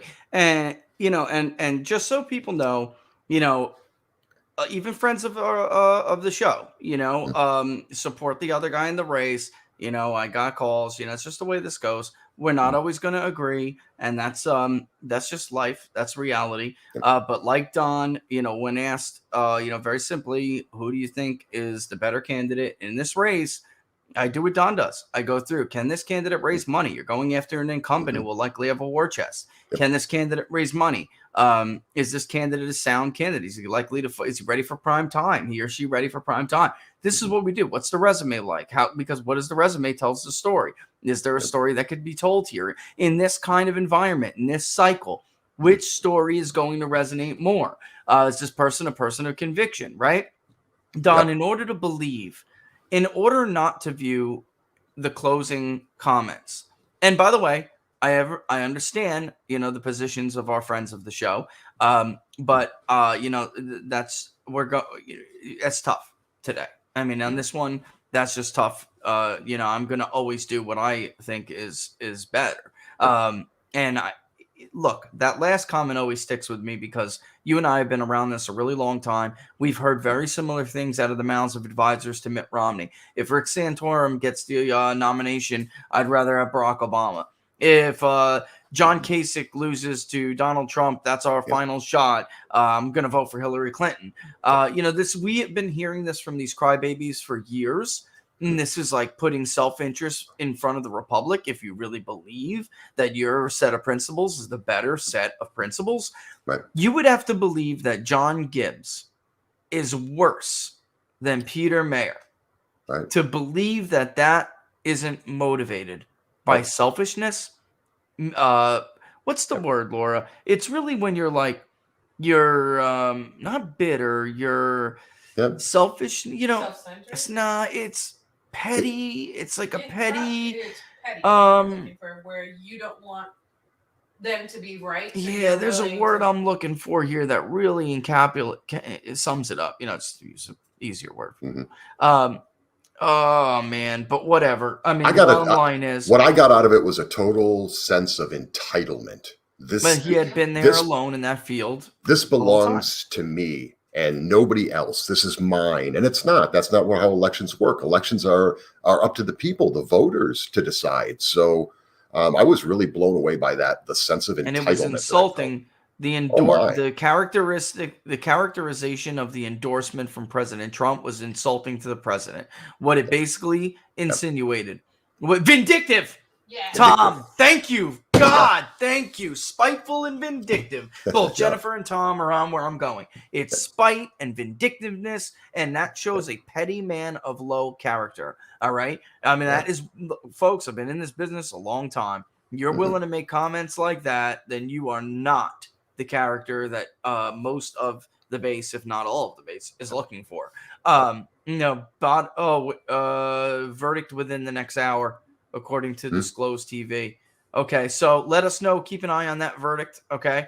So, and that's not good if we have a verdict at this point. But maybe not. Maybe I'm wrong. But I tend to think that she probably got a compromise. Maybe not. We'll see. Maybe it's not a verdict. Maybe it's them announcing that they are hung, and the judge will decide whether or not to instruct. I don't know because I wasn't listening. Was it specifically cited by the court as a verdict or not? That's the question. But yeah, the characterization of the endorsement itself was insulting to the president because he said, Don, I understand he's a personal friend of John Gibbs. He is not super like friends like this. He knows him from working under Ben Carson. He had met him. He did like him. He even suggested maybe he should run. This wasn't like Trump doing scratching his friend's back. This was, I know him, and then he met with him. They had a conversation. Trump vetted him. This was not, the way it was characterized was like, now Donald Trump's being dirty and scratching the backs of his friends, and I'm a better candidate, and I understand that, and I like him. It's, how could you say you still like and respect the president, and then characterize the endorsement as that? What it doesn't go, bro. It doesn't match. And I understand. I mean, certainly he wanted that endorsement. This person. It's frustrating. I've been on that end. I've been there. Yeah, I get it, but yeah, you're right. It was insulting to the president. It's insulting to the president, Donald Trump, to say that this was, now the guy's a plant from Peter Mayer. So apparently Donald Trump is going to support a plant from the person that he wants removed from office. That he wants to see this rhino go away. So he's going to help. I mean, it's nonsensical. It's just insane. But this is that infighting stuff that creates a lot of problems. At the end of the day, whoever the better candidate is, according to the voters, we're all going to need to stick together, or Peter Mayer will be reelected. So, I mean, all these voters are America First, voters, and we're going to all need at some point to be able to come together. So to make that last comment was really disturbing to hear. It was just like, And Don, the spoiler, who's the spoiler if you can't raise money and you're in the hole? You cannot, if you can't raise enough money to compete in a jungle primary, then you cannot raise enough money to defeat an incumbent one-on-one. Right. It's not going to happen, my friend. And I don't like it. I lament the cost of campaigns all the time. But the ability to raise money to compete is critical. It is. It's critical. Yep. And that's how these incumbents get away. Liz Cheney, even though 20% of Republicans in Wyoming, if she's lucky, support her, between the crossover and the because Democrats are going to cross over to vote for Liz Cheney. That is the deal. Democrats have made deals. Adam Kinzinger was also offered a similar deal, but he's not taking it. I guess he feels there's not enough votes there. But Kinzinger didn't have a diverse field that was all well funded. Cheney has the ability to try to survive it using Dem crossover and that vote splitting. If you really cared, again, you would not put yourself first. This is not America first. This is self first. You are not going to have the most viable campaign. And anyone who doesn't recognize that, it reminds me of Dittmer. One other guy especially, but a few candidates in that race in Michigan 2 years ago, which I wish Mike stayed in 8. He switched to a legislative district seat. He got Trump's endorsement too, by the way, but he could have beaten Slotkin this time, right? He should have hung tight. But the bottom, and now look, he has Trump's endorsement. He definitely would have won. But in any event, last time around, Mike was the Livingston guy. Paul won that nomination barely, based on the back of Oakland County and from 2 other more conservative alternatives taking some of Mike's Livingston vote. And what happened? Paul Young got the nomination, and then Paul Young lost by 2 points. This is what a problem that Republicans have that Democrats don't have. And I hate to say it, but they put party first. It's not America first. It's party first. But they do it. And you got to admire that that commitment, whereas in the Republican field, Laura, what do you call it? There's a lot of vanity campaigns out there. And there's a lot of they're not real. They're vanity for the person. And they're like ego campaigns. And everybody wants to be the hero, right? What do you say? Too many people want to be the hero instead of the actual person that steps aside and lets the real person. Yeah, they want to be the savior themselves instead of realizing that they could be a hero by just stepping aside. You still, can play an enormous role. So it is what it is. So we'll see. But I think so. You'll have him this weekend, right? Is it Saturday? You'll have on John. I imagine you're going to talk about some of this stuff. We are. Yeah, he's also going to be on OAN today, so he's going to be on The Real Story with Natalie Harp at 4:25 That's right.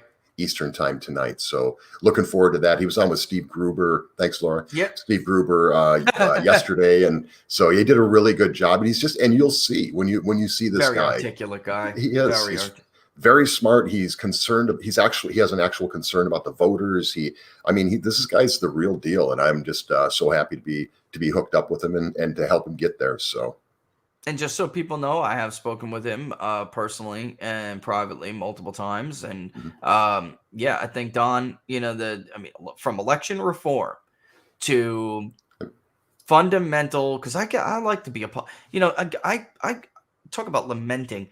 I lament the days of when we used to be policy wonks in politics.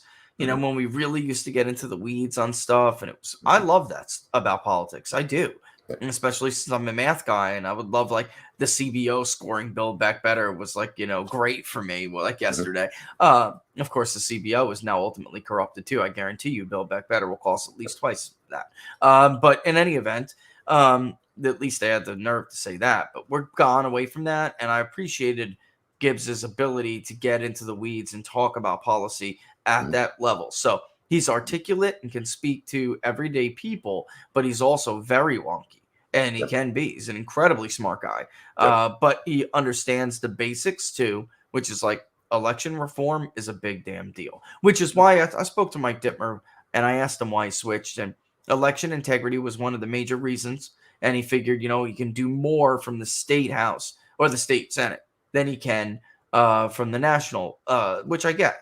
But whether you're running for your state legislative district to enact legislation, or you're running like John in Michigan 3 for the House of Representatives to stop legislation. Because, I mean, really, it's a two-front battle for people who care about election integrity.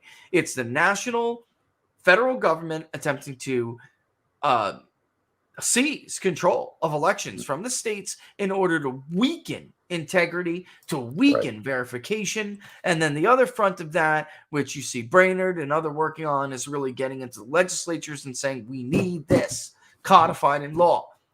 We need this reform. You know, so everyone can do their part. But the bottom line is, if Peter Mayer and other people like him win, who refuse to acknowledge how badly 2020 was conducted. By the way, did you see Joe Biden had the audacity, the Biden administration, or as the best governor in the country says, the Brandon administration, all right, had the audacity to condemn Nicaragua as a sham election? Did you see this? It's how on earth do you have any credibility left in the tank to condemn anybody? You can't even condemn Vladimir Putin anymore, who, by the way, has no incentive to cheat. The idea is like, Vladimir Putin cheats. He's super popular. He doesn't need to cheat. Right. And they'd have to cheat a whole hell of a lot this time, Don, if Trump is the nominee, because there is this idea where, speaking of DeSantis, we should move past Trump. The Republican Party should move past Trump to DeSantis. Here's the problem with the Eric Erickson and National Review case. None of us, meaning pollsters, not myself, not Ann Seltzer, none of them had Donald Trump leading Joe Biden or any Democrat nationally in 2020. It was always going to be an electoral college fight, and the popular vote was not really up for grabs. Dude, the last 10 polls have Donald Trump, including us. We started it. We started the trend. Trump plus 4, 40, 43, 39, among likely 44, 40. And then it was a deluge from there, to include YouGov, bro. I mean, we're not talking about right-leaning or supposed right-leaning pollsters. Trafalgar, Susquehanna, ourselves, Suffolk University, YouGov, what's his name came out yesterday, Red something came out there. I know who they are, but it's a new name for the company. Civics has that, which is a great pollster. Civics is a great pollster. I happen to like what they're doing. On down the line, Seltzer, polling from Grinnell, now has Trump up by 4. I mean, that was not the case before. It is incredibly difficult for any Republican candidate to win the popular vote in this country. And the last one was, that's why I'm glad we added Harris too, because I think we all know the plan here. It's not to run, despite what Joe Biden says publicly or privately. He does not intend to run again for president. I mean, or at least he won't. He can't. At 82, 83, whatever it'll be. The guy's in Depends right now as it is. Let's get real. All right?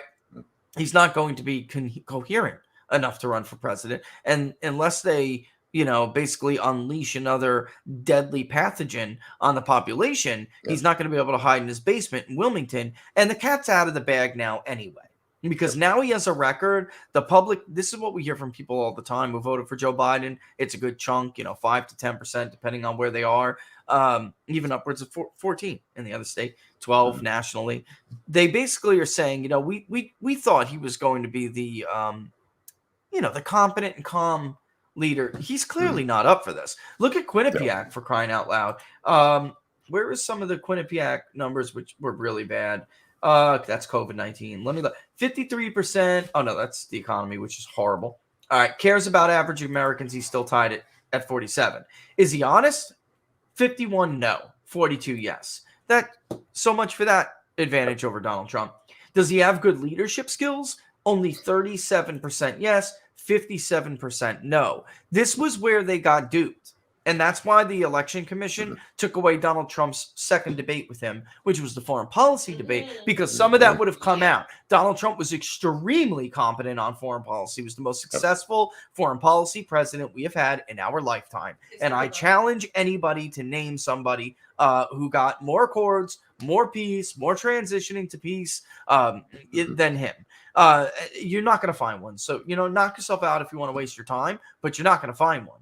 The bottom line is, even people who didn't like Trump still said he's a strong leader with strong leadership capabilities. This is all gone now for Joe Biden. I honestly think, and we were talking about this last night, I don't even know what that looks like. It's mid 300s to north of close to 4 electoral vote.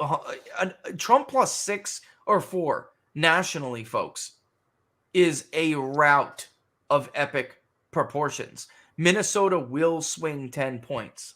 Absolutely. New Hampshire is gone. Virginia is close. Too close to call, even though they don't like him there. It's still going to be too close to call. Look at Wisconsin. Wisconsin will be like Trump plus 5, Don. It will be. Yep. Michigan will be 2 to 3. Pennsylvania will be like 4 to 6. I mean, it's a rout. I mean, It's an early night. It's go home. It's over. Florida will be like 6, 8. I don't know. I mean, because there's a ceiling in Florida.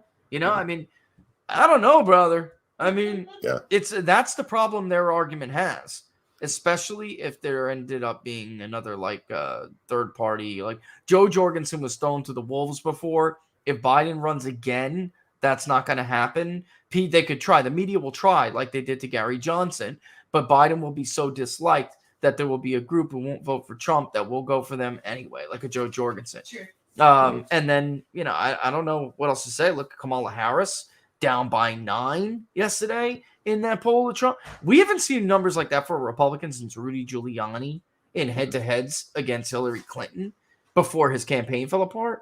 I'm trying to think about the last time a Republican had a lead like this. I can't. You're smiling because it's like, damn right. But I don't know.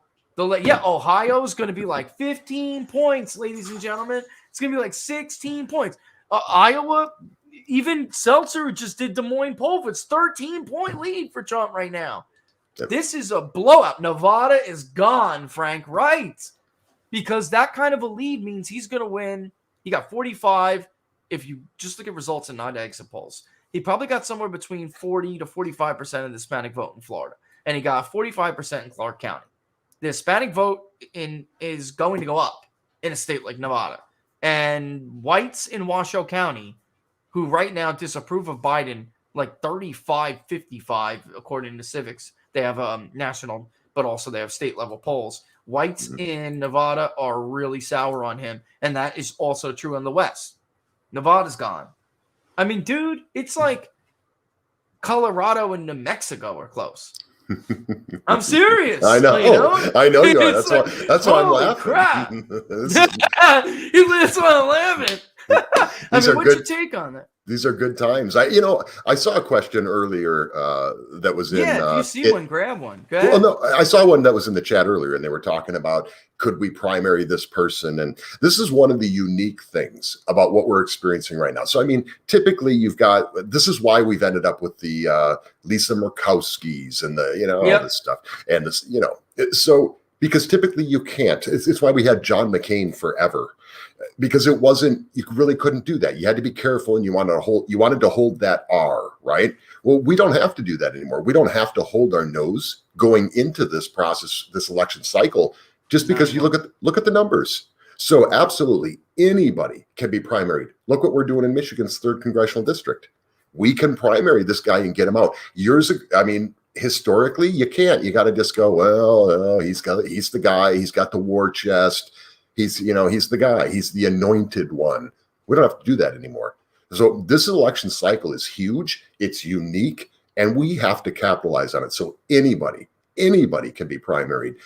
Got to make sure it's the right candidate. Got to make sure it's going to be a step up and not a step back. But anybody is vulnerable in this election cycle, and I think that's why you're seeing a lot on the left, especially. You're seeing a lot of them saying, "I'm not even going to run. I'm not even going to, I know that my days are numbered, so I'm just going to go away." And that may even I'm happen in our. surprised Abigail's not out. She's early. Yeah. She's early. But somebody like her, I'm looking at her district and I'm Yep. thinking goodbye. That swinger in New Hampshire won. It's always going back and forth every damn year. It's replaced by a different person. There's just some of those out there that are going to be. I even think that some of those Atlanta suburb districts that Democrats took from Republicans, I think they're like Georgia 5 and 7. They were really close. And in Georgia 7, Republican barely lost, and it had been moving against Republicans over time. North Carolina is going to be good for Republicans. According to Dave Wasserman, Republicans went for the jugular. No, they went to put things back to where they should have been in the first place. Freaking tool. I mean, Pitt County got robbed. The whole eastern North Carolina got robbed because they are saying their population didn't grow, and it's not true.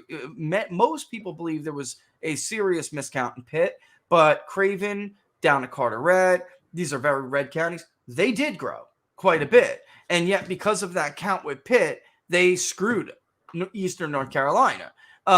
So now things will, go back, or at least with Eric Holder will no doubt try to sue. They all will sue till you're blue, but Florida too.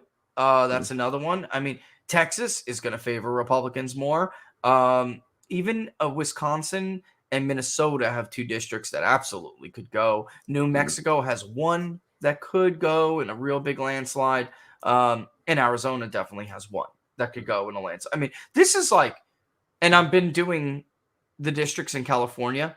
They really creatively drew these districts to try to A, draw Devin Nunes out, and B, make it harder for Republicans. Like, it would be Kevin McCarthy, David Valladio, and Devin Nunes if he runs in another district that he's not even anywhere near from, but he's Devin, so they're going to give him his pick.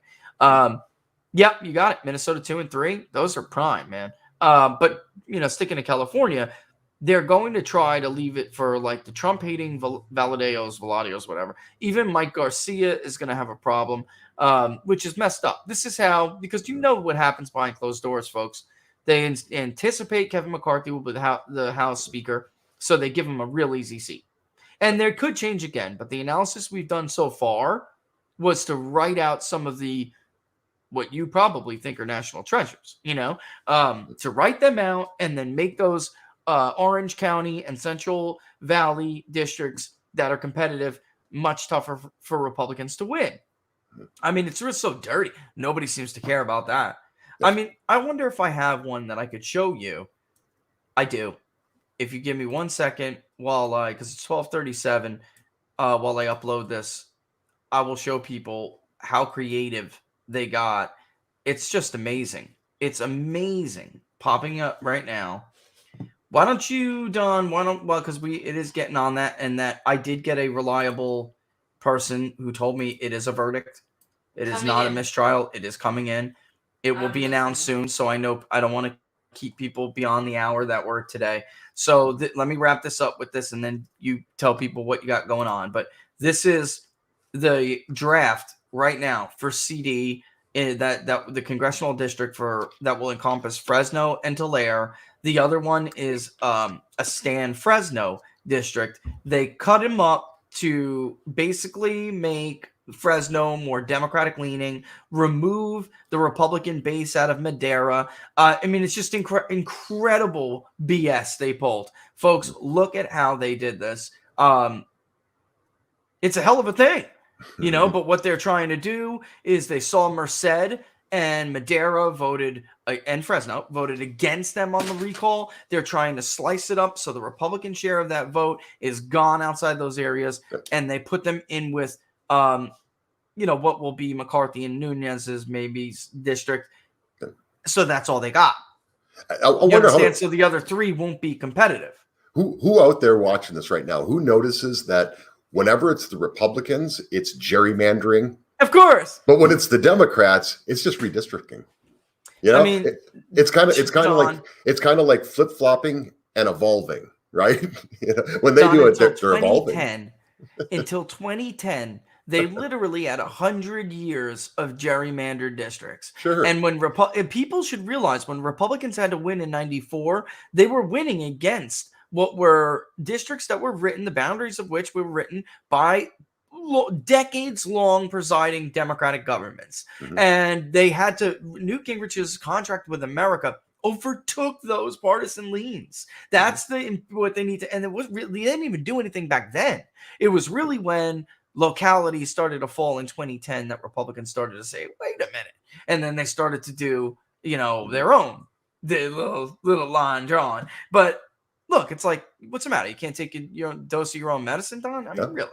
Yeah. Tell people what you got going on. It's 12:59. I see everybody's making the hop skip. They want to hear this verdict. And I'll just say, right before you do that, I hope for the kid's sake, we'll see. Oh, I hope for the kid's sake that the woman was worn down, but we'll just have to see. So later today, sitting down, I'll start out with this. Later this afternoon, in fact, a couple hours, we're sitting down with Kash Patel again, and that's Major General Paul Valley is going to be interviewing him for the show on Monday, the Stand Up America U.S. show. So Monday at noon Eastern time, you'll be able to check that out. Really interesting stuff that he's going to be doing on that. So you definitely want to catch this. That. It's live. Sorry about that, Don. That's all right. Go ahead. Families were told to go into the courtroom. Go ahead. But that just started to blow over. I'm sorry. That's not, not great. Go ahead. So Kash Patel, that'll be on Monday with Major General Paul Valley. Really excited about that. We'll do it later today. Tomorrow on the show, starting at noon Eastern time, we've got, of course, John Gibbs. I want to introduce you to this this great guy that I'm working with. VoteJohnGibbs.com is his website if you want to learn more about him. But just an amazing guy, real conviction. Everything we talked about last week. Of course, you'll be on the program. And Mr. Peter Hussey is back with all the latest national security stuff. So tomorrow at noon Eastern time, check us out. Should be a great show. DonSmithShow.locals.com. And all good stuff. I'm excited about it. And as always, buddy, thanks for joining us. I'll let you run, but we'll probably get some kind of insight when I'm on the show as to what our polling is showing, at least get some kind of early inference. And we'll go from there, my friend. All the best. Have a good week. I'll see you tomorrow. But have a good week. Actually, I'll talk to you later tonight. But, but I'll see you soon, my friend. All right. Thanks bye, again. Laura. Okay. He said, bye, Laura. Bye, Don. Love you. And give Brenda Love our you too. best. Of course. Will do. We'll As see you guys always, on folks. Thursday. Yes, see you soon. As always, that's our good friend Don Smith, ladies and gentlemen. Check him out tomorrow and at 12 Eastern time, noon. I'm not going to hold you long. All right. I know everybody wants to see this verdict. Basically, we will start tonight regardless. Locals, I will give you the final draft. Everyone knows where they can follow me. I'm going to let them go jump on their favorite, whatever. I would suggest going to Rekieta Media. The smartest lawyers in the country are on that stream. All right, so check it out. And I will see you on Monday if you don't join us on Saturday. Yes. But I'll see you even though before that. Let's take a sneak peek and we'll tell you exactly what we see as it's coming through in the weekend. All right, folks. Have a good weekend. Have a safe weekend. See you soon. Thanks for watching Inside the Numbers. Love you.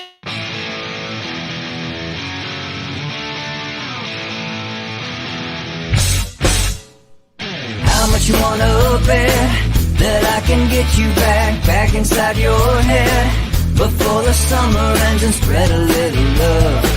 Just for a little fun, I'll make you come back to me before the rise of every sun. Baby, it's meant to be. I know you got a man, but he don't understand. You're gonna be a heartbreaker.